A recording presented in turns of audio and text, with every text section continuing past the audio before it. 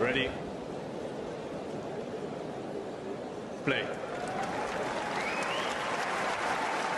Fonseca against Sonego. That was the match where we said that, well, everybody is going to be expecting Joao to win now. And if he doesn't, there will be quite a lot of disappointment for him and for a lot of his like new fans as well. So yeah, I mean, what was your take on that loss? You know, what sort of a setback is it? Is it a setback at all?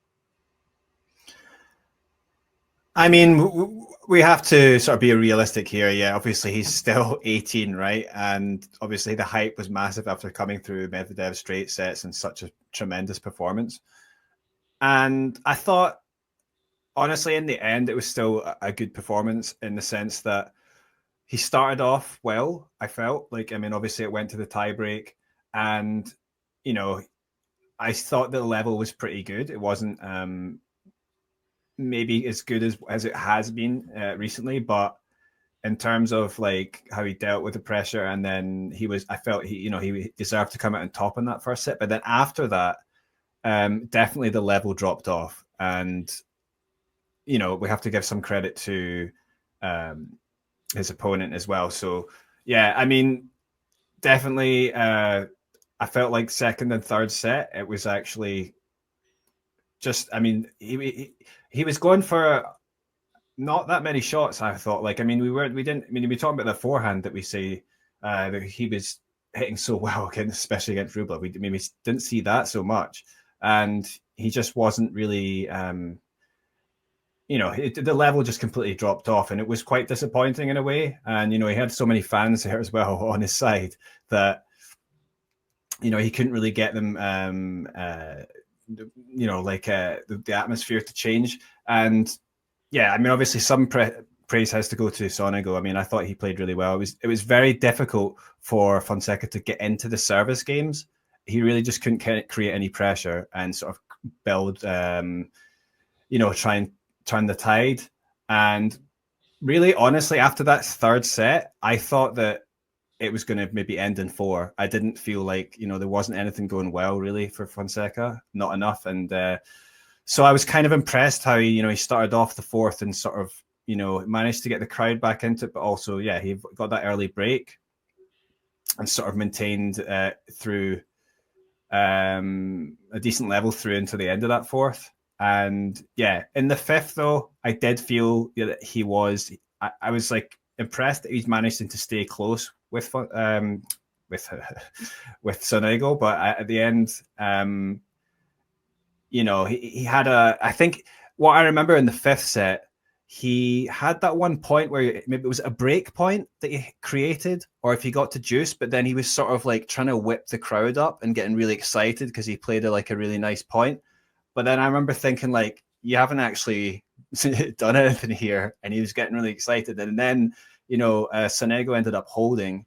And yeah, it just felt like, for me at that point, that it was going to be Sonego's day. And yeah, in the end, that's the way it turned out. And it wasn't the same level that we'd seen from him before. But I mean, obviously, with him being so young, he still played a pretty close match against a pretty solid player, ATP level player. And, literally his first slam showing. It's maybe easy to get carried away, but I still think, it's a pretty good first tournament for him in the end. Yeah, I mean, I definitely don't think it's like a massive setback. Someone was already there in the chat, like 3 hours before the stream, right? So, right, Steve, that saying that like John was riding the wave John was riding the Fonseca wave only to crash violently on the reef. I don't know how like serious he was about it, but from this comment, I would kind of say that like, yeah, it's not like Fonseca was never going to lose a match again from here. Like, it's not something that changes anyone's opinion on his upside, really. But indeed, Sonego did play very well, was much like kind of more dynamic than Rublev in how he was trying to attack Fonseca and keep him on the back foot. Of course, for a while, it was looking quite brutal. I think Fonseca still had some great moments. I mean, set 4 and even set 5, he has that break point at 3-all. He's like really getting into it with the crowd. There's some bits of spectacular shot making there. There's some bits of great mental focus and determination. Obviously, he doesn't get it done, only breaks Fonseca once in 5 sets, which, certainly wasn't an amazing effort in terms of the returning. But yeah, I mean, disappointments are going to be happening. He was never going to go like 50 love this season, in terms of his match record. Definitely not. And for now, I mean, let's just see where he goes from here. But if people were like kind of expecting a year-end championships type of campaign, like, yeah, they're just so optimistic, I would say. It's not impossible that he's going to get there. It's not impossible that by the US Open, we're going to be treating him as a very different type of contender. Obviously, soon he's probably going to make his top 100 debut. But yeah, I mean, it would simply be unwise to expect him to just cruise through, I don't know, 5-6 matches here and actually be a contender to win the title at this point of his career. But yeah, I mean, kudos to Fonseca for playing a good match. And I just don't think this was like that major of a disappointment, even considering that, some people right now will be on Twitter, of course, just saying, oh, actually, he's a fraud, Yeah, that's getting carried away as well. I mean, that's going the other way, just, oh, this guy's nothing. But like, yeah, just got to be realistic and say, this guy's 18. I mean, at the same age, Sinner was, the Sinner's first few, I mean, was it 5 years ago? He was at the Australian Open. He lost in the second round to, who was it? Marton Fucsovics. It was straight set. So, yeah, I mean, like, he's so young. There's still so much development to go in his game, but there's still, I mean, we should be impressed. I mean, the way that he handled Rublev in the previous match. I mean, I still think, that was an extremely impressive, dominant performance and mentally as well, for an 18-year-old to do that. So, yeah, and still, you're forgetting, obviously, he lost this match against Sonego, but I mean, how many matches in a row had he won, including Next Gen and, the Challenger, the qualies? It was like 14 matches. Yeah. So, I mean, it's to expect him to go all the way and like win more matches. I mean, he's just, he is human, and he, that would be really extraordinary if he did go on.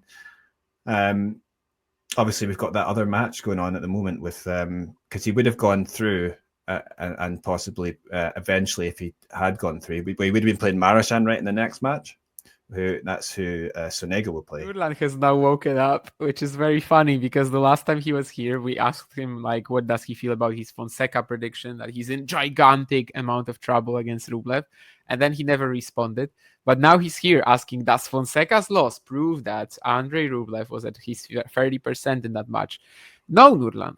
Players don't tend to be at the same level, at the same quality, at the same intensity every single day. In fact, tennis is also a game of matchups.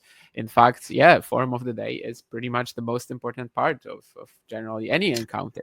So, the answer is yes. You still made a horrible prediction, Nurlan. Own up to it. Anyway. I would say one thing in Fonseca is like, I think a lot of other players, having gone down 2-1, would have just gone on and lost that fourth set. So that's true.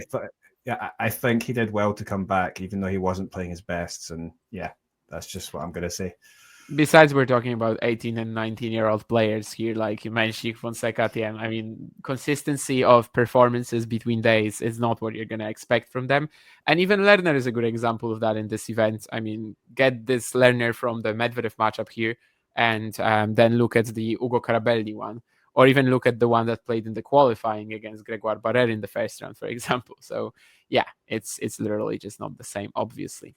If you enjoyed this video, make sure you hit that like button. Don't forget to subscribe and click that notification bell so you don't miss out on all things tennis.